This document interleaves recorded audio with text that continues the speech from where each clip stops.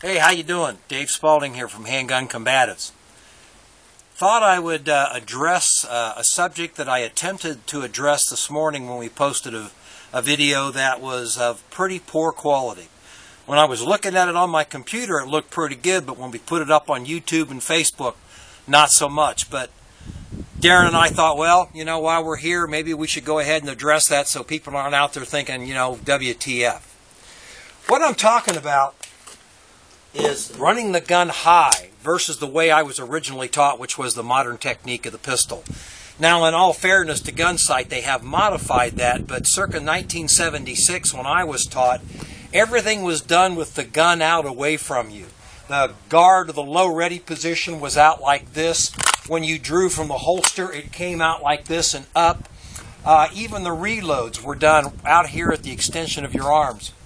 We've come to realize today, with modern pistol combat being what it is, that it makes more sense to have the gun at least in so you can defend it from people trying to attack you, but nowadays even trying to run the gun high. You've probably heard of the Workspace, the workstation, as my friend Bucky Buchanan calls it, the sphere of coordination, which I make fun of him for, but it really makes some sense. What we're talking about is an area about sternum. You take your hand and put it down here, you can see it in your peripheral vision, but you need to get it to about right here before you can have a good peripheral view of it.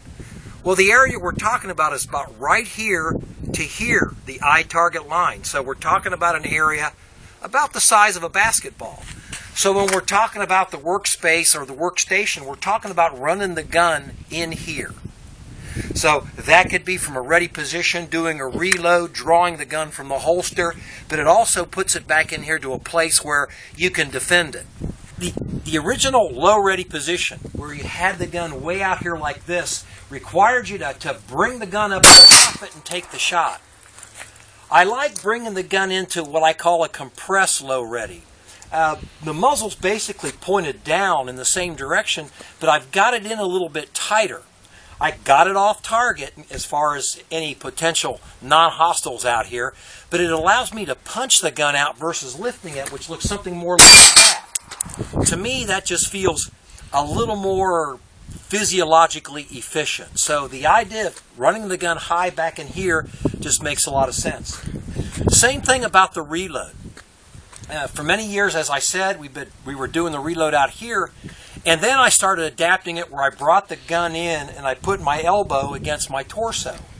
And this works pretty well because it takes the weight off, but I started experimenting with bringing this up a little higher. And what I'm talking about is basically having the gun here just below the eye target line, which in my opinion even minimizes the motion even more so. So in slow motion, what I'm talking about is the load looks more like this, where I bring it up, insert, and go on. Again, minimizing motion. So picking up the magazine, live fire, it would look something more like this. So very, very efficient way to get that done, keeping that gun up high. Now, again, I'm not talking about bringing the gun up into my eye target line in front of my face. That probably works quite well in the competition range, but in a fight, take my word for it. If someone's trying to take your life, you're going to have a real hard time taking your eyes off of them, let alone putting something up into your field of vision. So by just bringing the gun up here so you have eye muzzle target, you still have a wide field of view, but you can get the gun into action very quickly. So running that gun high, keeping it up here in this sphere of coordination or workstation, I think you're going to find that it will not only enhance your shooting, it's also going to speed you up quite a bit. So thanks for checking in. Hopefully now that the weather's starting to break, we'll put some more of these things up here.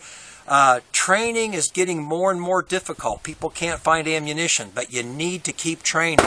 We'll keep trying to put these training tips out here for you so you can continue to train, but you know what? Get the ammunition you can and keep banging away whenever possible.